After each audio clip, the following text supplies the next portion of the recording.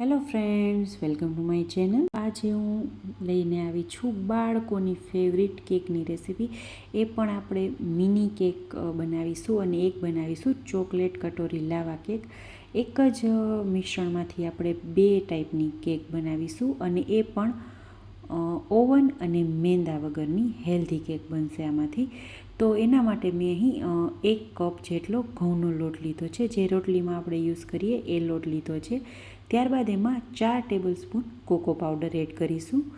ચપટી મીઠું એડ કરી દેવાનું છે. થોડી સ્વીટનેસ હોય એના માટે થોડું આપણે મીઠું એડ કરીશું તો જે એનું સ્વાદ છે એકદમ બેલેન્સ થઈ જશે. ત્યારબાદ એમાં 1 ટીસ્પૂન જેટલો બેકિંગ સોડા એડ કરી દેવાનો છે અને બધી જે આપણી આ ડ્રાય સામગ્રી છે એને સારી રીતે મિક્સ કરી લેવાનું છે. તમે ચાળીને પણ એને મિક્સ કરી શકો છો, પણ ચમચાથી મિક્સ કરશો તો સરસ મિક્સ છે થઈ જતું હોય છે. ત્યારબાદ આપણે એક બીજા વાસણમાં હવે આ રીતના થોડા લિક્વિડ ઇન્ગ્રીડિયન્ટ્સ છે એ લઈ લેશું. તો એના માટે મેં અહીં અડધો કપ દહીં લીધું છે. ત્યારબાદ એમાં 4 ટેબલસ્પૂન ઓગળેલું દેશી ઘી હું એડ કરી રહી છું.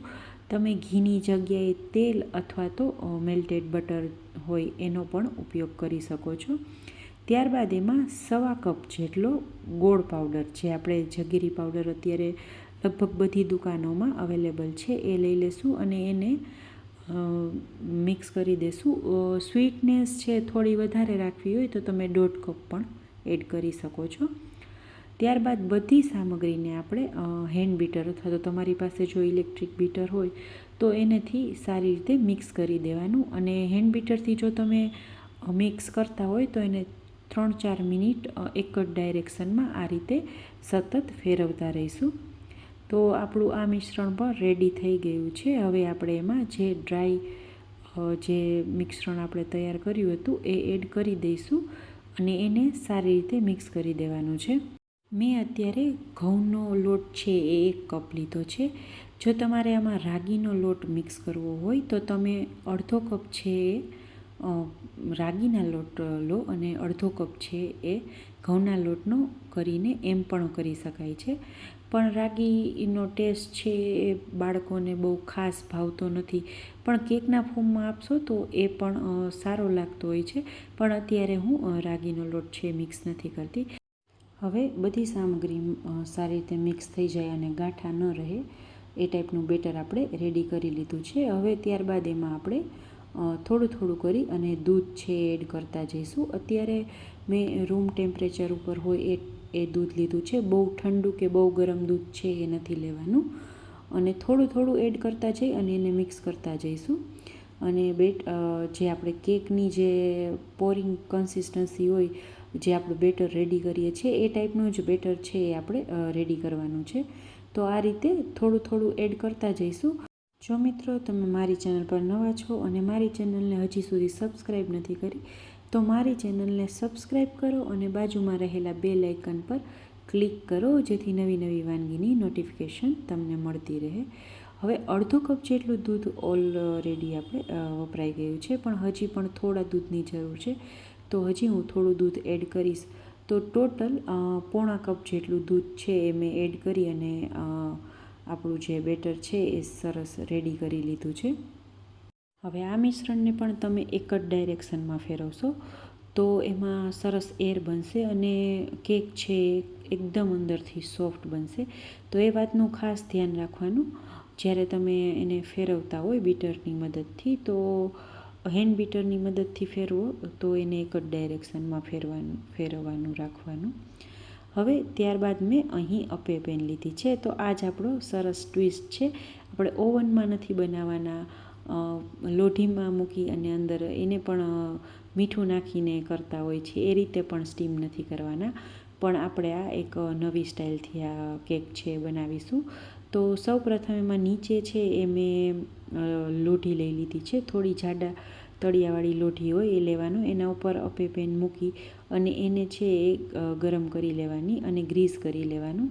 ત્યારબાદ એમાં થોડું બેટર એડ કરી અને એને આપણે થવા દઈશું. 15થી 20 મિનિટ માટે લો ટુ મીડિયમ ફ્લેમ એને થવા દેવાનું છે. ત્યારબાદ હવે એક આપણે જે કટોરી લાવા કેક બનાવવાની છે તો એના માટે મેં અહીં ઢોકળિયાની જે નાની નાની વાટકી હોય એને ઘીથી ગ્રીસ કરી લીધી છે અને બધી જે વાટકી છે એમાં બેટર છે રેડી દીધું છે. થોડું થોડું બેટર એડ કરી દઈશું. હવે અત્યારે આ કેક છે એમાં ચોકલેટનો જે કમ્પાઉન્ડ આવે એમાં ડાર્ક ચોકલેટના કમ્પાઉન્ડમાંથી એને કટ કરીને એડ કરવાના હોય છે, પણ અત્યારે મારી પાસે અવેલેબલ નથી અને ડેરી મિલ્ક અવેલેબલ હતી, તો એને મેં આ રીતે પીસ કરી અને વચ્ચે વચ્ચે મૂકી દીધી. ત્યારબાદ હવે જે આપણે ચોકલેટ મૂકી છે એના ઉપર થોડું થોડું ફરીથી બેટર એડ કરી દઈશું અને એને આ રીતે થોડી સેટ કરી દઈશું ટેપ કરીને, જેથી જે મિશ્રણ છે એ સરસ થઈ જાય. ત્યારબાદ તમે એમાં તમારી ચોઈસ પ્રમાણે થોડા ડ્રાય ફ્રૂટ એડ કરી દો. તો ઢોકળિયું છે એ મેં પહેલેથી ગરમ મૂકી દીધું હતું અને હવે એને આપણે 10થી 15 મિનિટ માટે હાઈ ફ્લેમ ઉપર સ્ટીમ કરી લઈશું. અહીં આપણે જોઈ લઈશું 15 મિનિટ પછી આપણે ચેક કરી લઈશું. આ રીતે આપણે આંગળીથી ચેક કરીશું અને આંગળીમાં કેક છે નહીં ચોટે તો કેક છે આપણી રેડી થઈ ગઈ છે, અથવા તો તમે ટૂથપીકની મદદથી પણ એને ચેક કરી શકો. ત્યારબાદ ઢોકળિયામાં પણ આપણે જોઈ લઈશું, એ પણ સારી કેક છે એ સરસ એવી કૂક થઈ ગઈ છે. ટૂથપીક તમે અંદર ભરાવશો તો એ એકદમ સરસ ક્લીન બહાર આવશે, તો આપણી જે કેક છે એ રેડી છે. અને આ બંને કેકને આપણે એકદમ ઠંડી થવા દઈશું, ત્યારબાદ એને આપણે અનમોલ્ડ કરીશું. તો તમે જોઈ શકો છો આપણી કેક છે એકદમ સરસ સ્પોન્જી અને સોફ્ટ બનીને રેડી થઈ છે. તો બાળકોને બહારની કેક ખવડાવી એના કરતાં તમે આ રીતે ઘરને બનાવીને ખવડાવશો તો એક આખું હેલ્ધી કેકનું વર્ઝન છે તૈયાર થતું હોય છે. તો બાળકોની ફેવરિટ અને એ પણ ઘરની બનાવેલી healthy cake mini chocolate cake છે રેડી છે. જો આ રીતે હું તમને તોડીને બતાવું છું, એકદમ અંદરથી સ્પોન્જી અને સોફ્ટ બની છે, જાળી પણ ખૂબ સરસ પડી છે. હવે આપણે જે કટોરી કેક છે એને પણ અનમોલ્ડ કરી લેશું. કટોરી કેક જનરલી તમે સ્ટીલની વાટકીમાં બનાવશો તો તમે એમાં ને એમાં ખાશો તો એ કટોરી કેક એમાં જ ખાવાની હોય છે, પણ આપણે સ્ટીમરની જે વાટકી છે એમાં કૂક કરી છે એટલે આપણે એને અનમોલ્ડ કરી લેશું. તો આ કટોરી કેક છે એને તો તમે ગરમ ગરમ ખાશો તો એ ખૂબ જ સરસ લાગતી હોય છે. તો મારી આ હેલ્ધી કેકની રેસીપી તમને કેવી લાગી એ મને જરૂરથી કમેન્ટ કરીને કહેવાનું છે. Thank you.